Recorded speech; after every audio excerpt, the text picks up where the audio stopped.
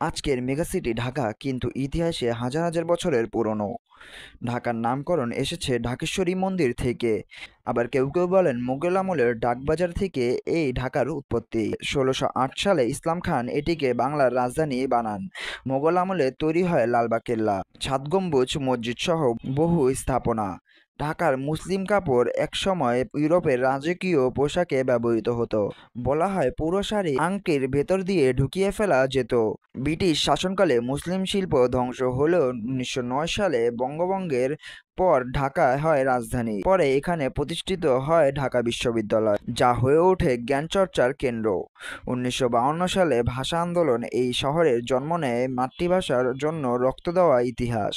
১৯৭১ সালে মুক্তিযুদ্ধের কেন্দ্রবিন্দু ছিল ঢাকা। ১৬ ডিসেম্বর এখানেই আত্মসমর্পণ করে পাকিস্তানি সেনারা। আজকের ঢাকা বাংলাদেশের রাজনৈতিক, অর্থনৈতিক ও সাংস্কৃতিক প্রাণকেন্দ্র। ইতিহাস, সংগ্রাম আর শিল্পের প্রাচীন। জানিয়ে দিন ঢাকা সম্পর্কে আপনার মতামত।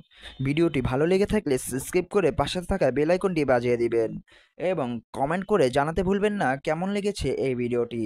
আপনি কোন জেলা সম্পর্কে ভিডিও দেখতে চান কমেন্টে জানিয়ে দিন।